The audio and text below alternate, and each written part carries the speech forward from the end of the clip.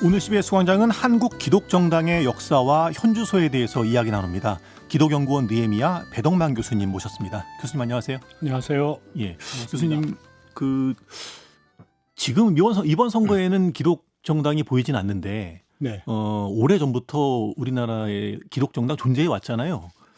역사적으로 어떤 변천 과정 겪어왔는지 좀 먼저 들어볼까요? 우리나라의 기독정당이라는 것이 처음으로 출현한 건 해방 직후입니다. 해방 직후 북한에서 예. 뭐 한경직, 이윤영 이런 그 주된 영향력 있는 목사님들이 기독교 사회민주당이라는 것을 45년 9월 달에 이제 창당을 합니다. 예. 그래서 기독교하고 사회민주주의를 결합한 형태의 어떤 그런 꿈을 갖고 시작이 됐고요. 그다음에 그 2달 뒤에 그 조선민주당이라는 당이 만들어집니다. 이거는 그 북한 지역에서 가장 영향력 있었던 기독교 정치인이었던 조만식 선생이 이제 기독교 일종의 기독교 민족주의 계열을 이제 응집해서 만든 당이었고 가장 큰 당이었죠. 가장 많은 사람들이.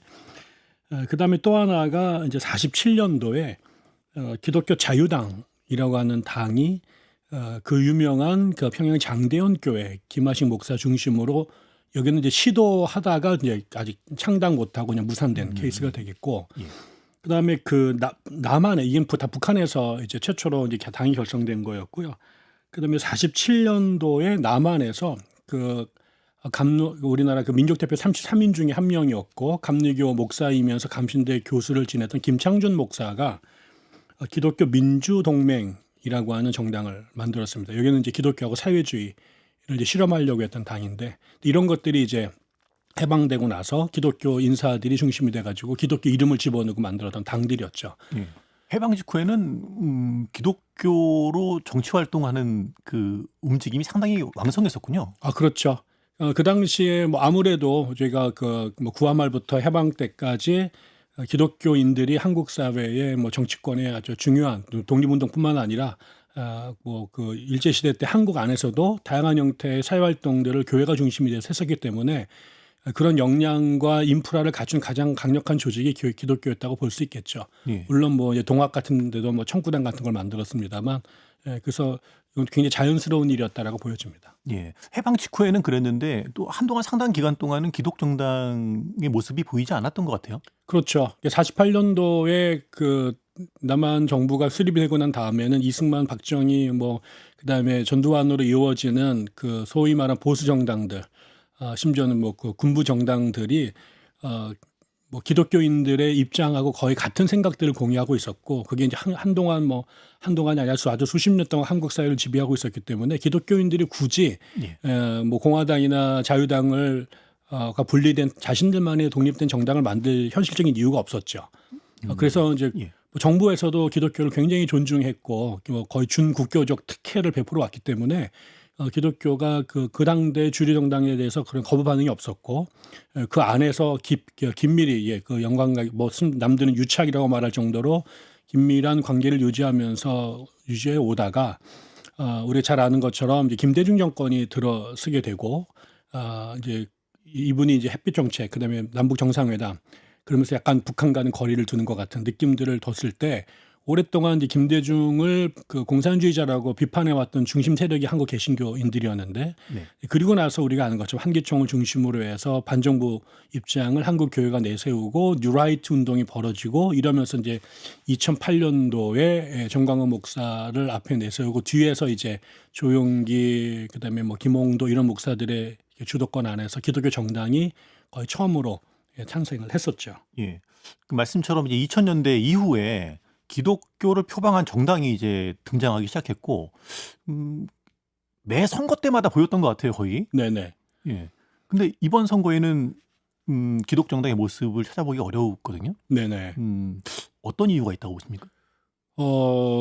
지금은 뭐 저는 이제 기독교 정당뿐만 아니라 한국의 이제 범보수 정당들이 예. 지난번 윤석열 비상계엄 그다음에 탄핵 거치면서 거의 그 초상집 분위기가 됐잖아요. 예, 거의 이제 그 구심점을 잃어버리고 붕괴된 상태에 놓여 있었기 때문에 그것과 가장 가깝게 그 연동되어 있었던 좀 그 뭐 기독교 구구 세력들, 이런 사람들이 지난 총선과 달리 뭐그 대표자들이 감옥에 가기도 하고 그다음에 그다음에 이재명 정권이 들어와 가지고 국민들의 인기가 엄청나게 올라가고 이런 상태에서 지금 이번 선거를 치를 수 있는 그 여건 자체가 안 되는 것 같아요.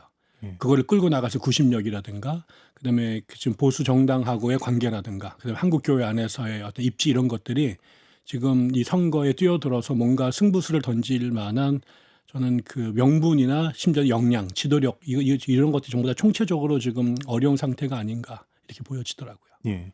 또 이번 선거가 지방선거고 이제 생활과 아주 밀착된 그런 선거가 아니겠어요? 네, 예, 네. 그러다 보니까 또 이 기독교를 내세운 정당이 활동하기가 좀 어려운 또 상황이기도 한 것 같기도 하고요. 뭐 그럴 수도 있죠. 저는 그런 면도 있다고 보여지고 그다음에 전체적으로 한국의 기독교인들, 극우 기독교인들이 전체 보수 진영의 한 부분을 차지하고 있는데 지금 보수 정당 전체가 지금 선거에서 매우 약세에 있기 때문에 지금 그쪽에 힘을 더 쏟는 것이 더 지금 중요할 때가 아닐까라고 생각하는 것 같기도 해요. 지금 자신들만의 어떤 그런 당파적 이익을 얻기보다는 지금 강력한 여당에 대항하기 위해서는 지금 뭐 이렇게 표를 나눠 먹거나 당을 쪼개는 것이 중요한 때가 아니라 어떻게든 간에 한 표라도 같이 모아야 되는 시기가 아닐까 싶어서 아마 저는 그런 태도를 취하고 있지 않은가 싶습니다. 예.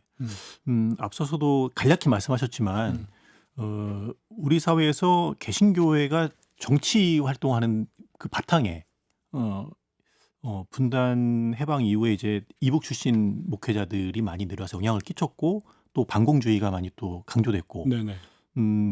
군사 정권이 또 개신교를 또 많이 또 뭐랄까요 도와주는 네. 그런 관계 속 그런 역사가 기독교 정당이 우리 지금 시대에 만들어지고 커나가는 어떤 밑바탕이 되지 않았을까 싶기도 한데 그 지점을 좀 자세히 좀 들어보고 싶네요. 그렇습니다. 말씀하신 것처럼 한국 사회가 45년 분단 그다음에 한국 전쟁 거치면서 소위 말하는 냉전 체제에 예. 들어갔을 때 남한은 전 세계에서 가장 강력한 반공 국가가 됐는데 그 반공 국가를 형성하고 또 지지하는데 가장 큰 그 지지 세력이 됐던 것이 그 월남한 북한 출신의 기독교인들이었거든요. 한국 개신교인들.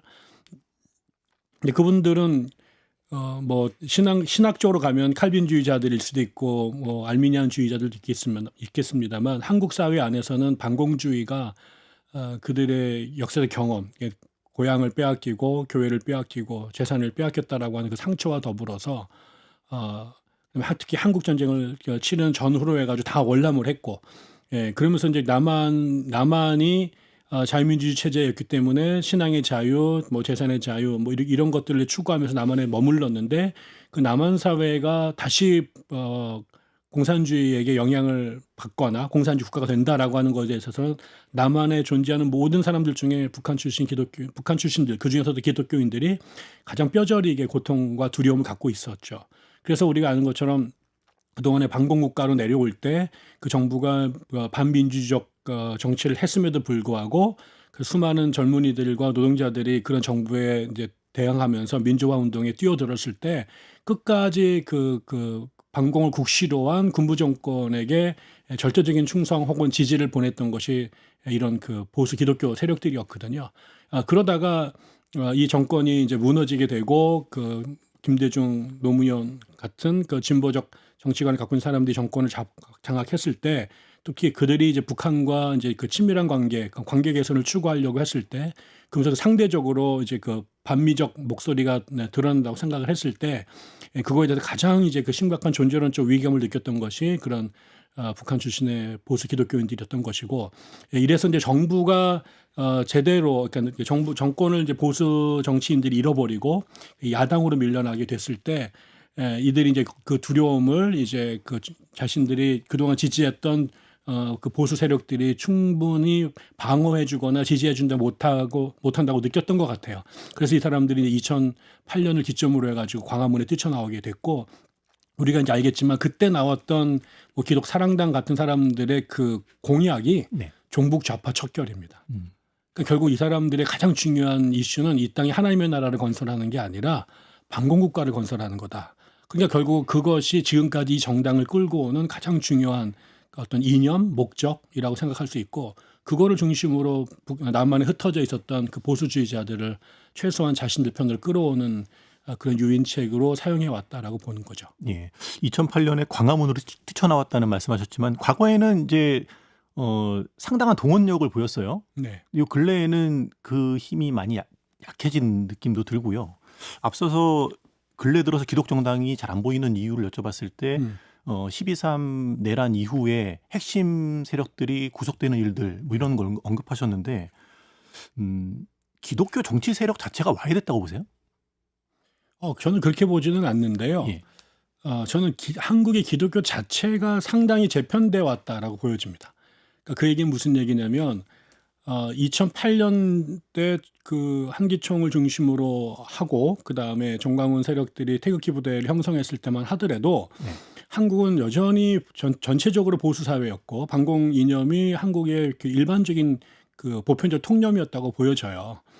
그런데 이제 그 이후에 김대중 노무현 정권을 거치고 그다음에 문재인 이재명 정권을 오는 과정에 그다음에 그 과정에서 보수 정권이었던 이명박 박근혜 그다음에 이제 윤석열 요 분들이 보수 정권들은 전부 다 탄핵을 당했고 아니면 이제 감옥에 들어갔고 그다음에 또 그렇지 않았던 그 진보 세력들 안을 겪으면서 한국 사회에 새로운 세대들이 등장을 했는데 저는 그 가운데 한국이 절차적 민주주의가 이루어지고 그다음에 그 남북 간의 경쟁 관계에서 이제 남한이 압도적으로 우수하게 되고 한국 사회가 세계적으로 굉장히 중요하고 선진적인 국가에 들어가게 되면서 이 시대를 살아갔던 사람들이 과거의 그 반공주의, 그 분단, 그다음에 이런 것으로부터 상당히 벗어나는 사람들이 많아졌다고 생각하고 특별히 그 가운데 한국의 그 보수 교회들 안에서 보여줬던 수많은 실책들, 뭐 세습이라든가 성적인 문제라든가 공공횡령이라든가 그다음에 구구적 발언 이런 것들 때문에 그나마 의식이 있었던 많은 기독교인들이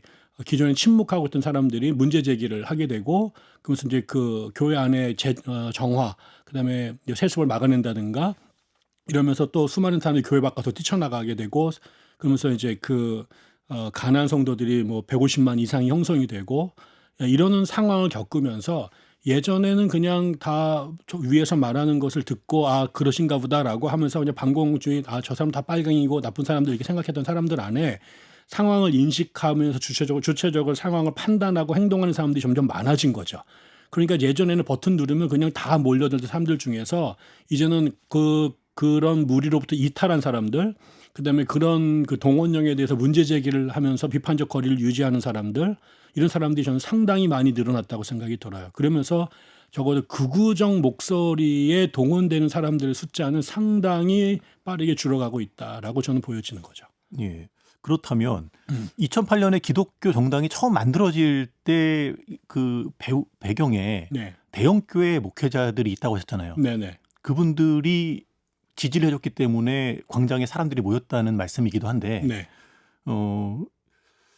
지금은 그러면 대형교회 목회자들의 어떤 목소리가 이 기독교 정당 활동에 영향을 미치지 못한다고 보세요? 어떻습니까? 저는 일단은 예전에 그 처음 그런 운동을 가능하게 했던 분들이 김홍도 그다음에 조용기라고 하는 그야말로 빅스타들이었잖아요. 네. 그분들이 교계에는 한국 사회에서 끼친 영향력이 막강했죠. 근데 지난 20년 동안 그분들 대부분이 상당수가 세상을 떠나셨어요. 그리고 이제 교세가 굉장히 줄었어요. 그리고 이제 그 다음 세대로 넘어가면서 아까 말씀드렸던 교회 안에도 네. 구성원들 간에 적어도 정치적 입장들, 그다음에 교회에 대한 입장들이 예전처럼 맹목적으로 목회자들에게 충성한다거나 교회가 시킨 대로 그냥 따라가던 사람들은 점점점 줄어들고 주체적으로 판단하고 결단할 수 있는 사람들이 훨씬 더 많이 늘어났다고 생각이 들어요. 그런 분들이 좀 섞여 있는 거죠. 예전에는 전부 다 목회자 중심의 보수주의의 반공주의가 지배적인 한국교회였다면 그 20년 사이에 한국 사회의 구성원들도 변화가 되고 그다음에 1세대 목사님들 돌아가시고 나서 그 뒤에 새로 오신 분들은 예전 분들보다 훨씬 더 이런 그 이념으로부터 조금 더 탄력적이고 그다음에 전체적으로 상황 판단을 하는데 합리적으로 교회를 운영하려고 하고 설교하려고 하는 분들이 더 많이 리더십에 들어갔다. 그렇기 때문에 교회를 특정한 이념으로 동원하는데 함부로 하려고 하지 않고 또 그런다고 할지라도 교인들이 예전처럼 그렇게 생각 없이 혹은 그냥 맹목적으로 따라가는 일들이 점점 줄어들어가고 있다는 거죠. 여전히 맹목적 충성파들이 존재해서 광화문에 모이고 정당에 이제 투표를 하긴 하지만 교회 안에 심지어 대형 교회 안에도 그렇지 않은 분들이 꽤 많이 생겼다라고 보여져요. 그래서 그게 예전만큼 동원력에서 그렇게 그 효과가 나타나고 있지 않은 게 아닐까. 그리고 또 교회의 목회자들의 그런 정치적 영향력도 교인들을 향해서 그다음에 한국 사회를 전체를 향해서도 상당히 빠르게 약화되고 있다라고 생각합니다. 저는. 예. 한편으로는 2030 청년들, 이제 기독교 정당이 이제 이 반공에 음. 상당히 좀 집중했던 측면을 고려하면 네. 청년 세대는 이 사안에는 큰 관심이 없지 않습니까?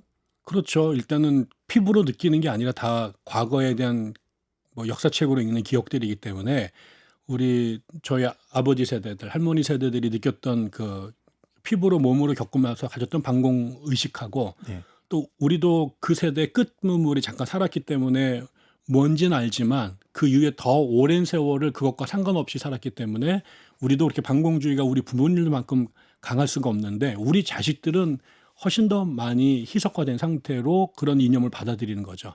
그리고 이제 이념의 문제가 아니라 이 친구들에게는 지금 그야말로 M4 세대를 살아가야 되는 시절이기 때문에 생존이 훨씬 더 중요한 문제라 지금 이념은 아득한 그야말로 관념적 이슈고 그런 의미에서 현 세대 젊은이들에게는 그 뭐 이념을 갖고 이 사람들을 동원하거나 하는 데는 훨씬 더 예전에 비해서 그 기운이 떨어진다고 생각이 들어요. 예. 한편으로는 뭐 기독 청년 자체가 줄어들고 있으니 그렇죠. 이 기독교 정당을 지지하는 청년들이 늘어나기도 쉽지 않은 구조이기도 하겠어요. 그렇죠. 예. 네. 또 비상계엄 12.3 내란 그 일부 극단적인 세력뿐만 아니라 한국에 있는 그 여러 교회들 기독교 주류도 이 내란에 대해서 명확하게 선을 긋지 못했다는 비판도 있어요. 네네. 이런 모습이 좀 이렇게 많은 사람들에게 실망을 안겨줘서 그 영향으로 한국교회 전반의 어떤 역량이 축소되고 있기 때문에 기독교 정당도 그렇게 흘러가는 것이 아닌가 싶은 생각도 들기도 하고요. 저는 이 모든 것들이 다 연동돼 있다고 생각하거든요. 지금 변화된 환경, 시대 이런 것들이 말씀드린 것처럼 올해 적어도 45년부터 뭐 90년대 말까지는 비슷한 체제와 문화가 한국 사회를 계속 끌고 왔고 거기에 그 구성원들도 큰 변화가 없었습니다.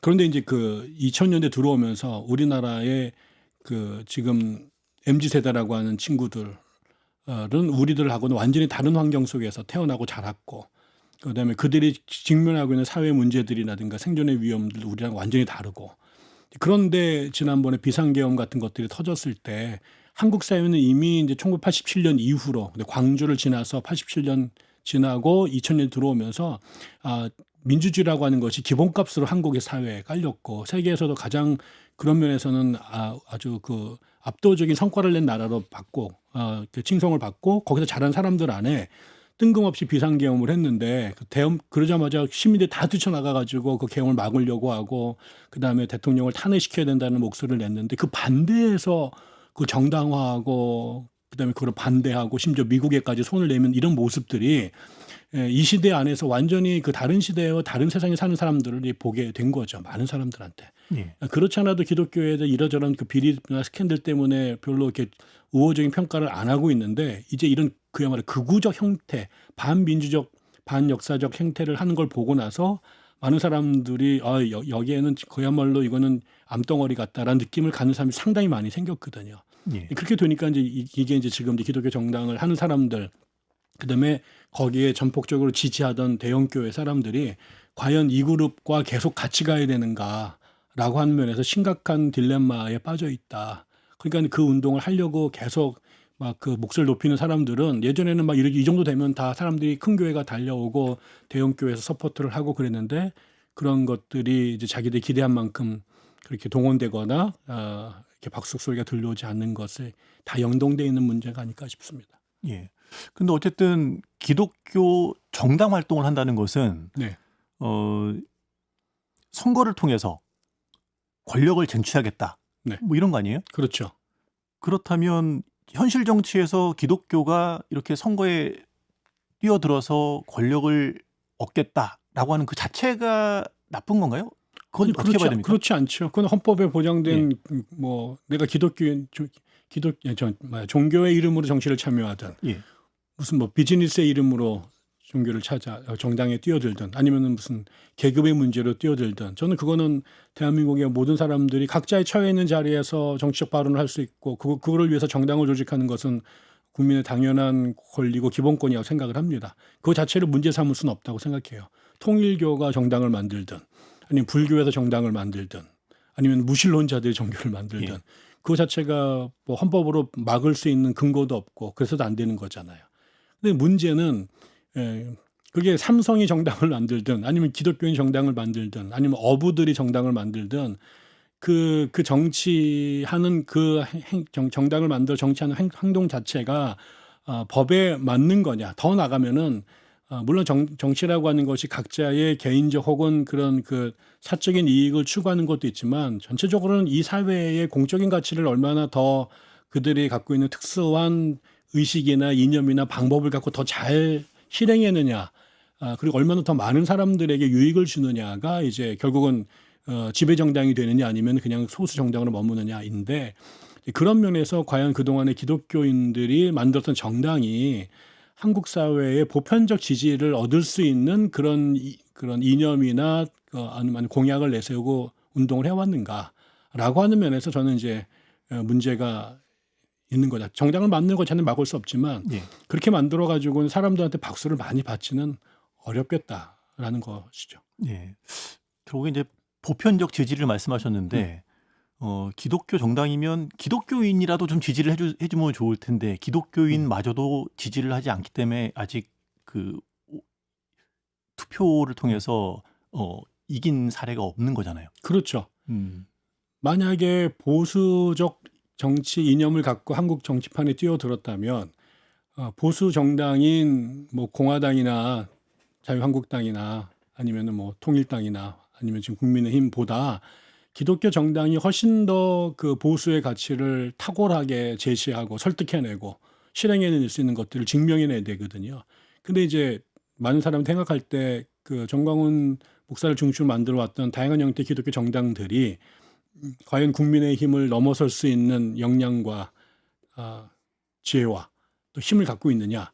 그렇게 못하니까 사람들이 이쪽 여기 펴주는 것보다 저쪽에 주는 게 더 낫다고 생각했고 더 많은 심지어 같은 기독교 안에서도 지금 그 기독당으로 대표되는 기독교 정당들이 어떻게 해서 근본적으로 기독교의 가치조차도 제대로 표현하고 있지 못하고 그냥 또 하나의 극우 정당으로 머물고 있다라는 판단하기 때문에 양심상 혹은 뭐 그 정치 공학상 표를 줄 수가 없었던 거죠. 예.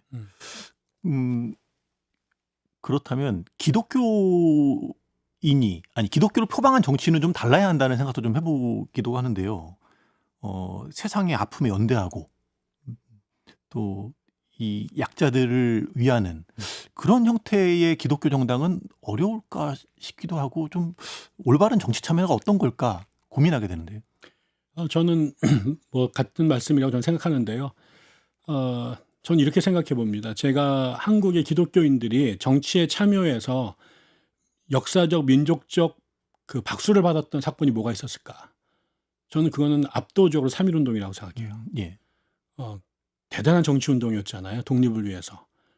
그리고 그때 그 대의에 동학도, 불교도 물론 참여는 그 민족대표 33인의 이름을 올리지 않았지만 유교도 다 한 목소리가 돼서 길거리로 나와서 일제와 싸웠잖아요.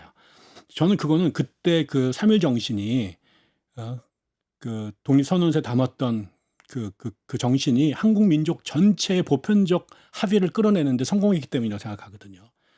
그거는 이제 그 거대한 제국에 대한 그 힘없는 약소 민족이 자신들의 권리를 주장하고 독립을 외쳤던 누가 들어도 정당한 그리고 그러나 아무도 무서워서 하지 못했던 그 일을 목숨을 걸고 국민들의 마음을 끄집어내서 일제에 저항했던 전무후무한 사건이었다고 생각하는 거죠. 저는 오늘날 기독교인들이 정치를 한국 사회에서 해야 된다면 저는 모두가 당리당략의 정치를 하는 사람들 안에서 이 시대의 모든 사람들이 함께 추구해야 될 보편적 가치를 찾아내고 거기에 사람들의 마음을 움직여서 그 일. 근데 그거는 결국은 당리당략이 아니라 보편적 가치여야 되고 아무도 하려고 하지 않지만 누군가는 해야 되는 일들이고 그것이 또 사회에 버림받았던 무시당했던 약자들의 권리까지 포함해내는 그런 식의 정치를 한다면 저는 훨씬 더 많은 사람들이 기독교의 범주를 넘어서서 저는 그런 그 정치 운동에 그 같이 힘을 보태지 않을까 싶습니다. 예. 요즘 이제 교회가 사회로부터 신뢰받지 못한다. 뭐 벌써 수년 동안 얘기가 네네. 되고 있어요. 네. 기독 정당을 포함해서 교회의 정치 참여 이게 우리 사회에 좀 도움이 되는 방향이 되면 좋겠는데 그러기 위해서 어떤 좀 변화, 노력이 필요할까요? 제안을 좀 해주신다면 어떤 말씀이 가능할까요? 저는 꼭 기독교인들끼리 모여서 기독교라고 하는 이름을 걸고 정당을 만들어야 된다라고 생각하지는 않아요. 그러나 기독교인들이 한국 사회에 꽤 많고, 그다음에 좋은 인재들이 굉장히 많고, 그다음에 교회에서 그 예수님 말씀을 들으면서 자랐기 때문에 한국에 이렇게 그 파편화되어 있고, 그 각자의 이익에 의해서 쪼개져 있는 한국 사회에 정말 그 대동사회, 우리가 그런 다름에도 불구하고 함께 공동의 가치를 추구하면서 더 나은 사회, 우리를 표현하면 하나님 나라에 가까운 사회를 만들어가는 정치 활동에 저는 굉장히 많은 기독교 인재들이 존재한다고 생각하거든요. 저는 그런 의미에서 교회가 일단 그 우리 젊은이들에게 또 의식 있는 젊은이들과 교인들에게 하나님이 원하시는 이 땅의 세상이 무엇인지를 잘 가르치고 또 그런 꿈을 키운 유능한 사람들이 다양한 형태의 정치 활동에 참여할 수 있도록 도전하고 길을 열어주는 일들. 그런 사람들이 다른 종교인들 혹은 무종교인들에게도 그런 의식을 설득하고 공유하면서 한국 사회가 정치적으로 더 선진적으로 가는데 중요한 그야말로 미랄의 역할을 할 수 있을 거다. 근데 우리가 기독교라는 간판을 내걸고 기독교인들끼리 모여서 정치를 하게 되면 이게 또 하나의 이익 집단이 돼버리게 되거든요. 저는 그런 의미에서 저는 기독교라는 간판을 떼내고 기독교인들이 사회의 다양한 형태의 정치판으로 그 안으로 들어가라. 그거는 이념의 차이도 있고 방법의 차이도 있을 거겠지만 그러나 거기에서 우리가 배워왔던 성경적 가치, 예수가 꿈꾸었던 하나님의 나라 가치를 이 시대의 그 현실 정치 안에서 어떻게 풀어낼지를 고민하게 되는 것. 저는 그런 식의 정치 참여가 지금 정당 기독교 간판을 내걸고 기독교인들이 표를 모으려고 하는 것보다 훨씬 더 의미 있고 또 현실로 실현 가능한 그런 방법이 아닐까 생각하고 있습니다. 예. 마지막으로요. 이제 6.3 지방선거가 코앞에 와 있어서 교회마다 이제 후보들도 많이 방문도 하고 또 교회 뭐 들어오진 않지만 교회 앞에서 유세를 열심히 하거든요. 그걸 지나쳐가면서 신앙인이자 유권자로서 선거에 임하면서 어떤 좀 생각해볼 지점들이 있을까 말씀을 좀 들어보고 싶은데요. 저는 이 시대에 제일 어려운 전 두 가지 말씀 꼭 드리고 싶어요. 첫째, 정치에 이번에 선거에 출마한 사람들이 절대로 예배당 안으로 들어오지 못하게 막아라. 그래서 그 사람들을 예배 시간에 일으켜 세워서 인사하고 발언하게 하는 이거를 일단 막아라. 저는 그게 제일 중요하다고 생각하고요. 두 번째로는 그 각 지역마다 다양한 분들이 나타나셔가지고 이제 선거에 출마를 하셨는데 교인들이 표를 던질 때 한 번만이라도 그 나눠준 유인물들 공약집을 시간을 내서 꼼꼼히 한번 읽어보시라.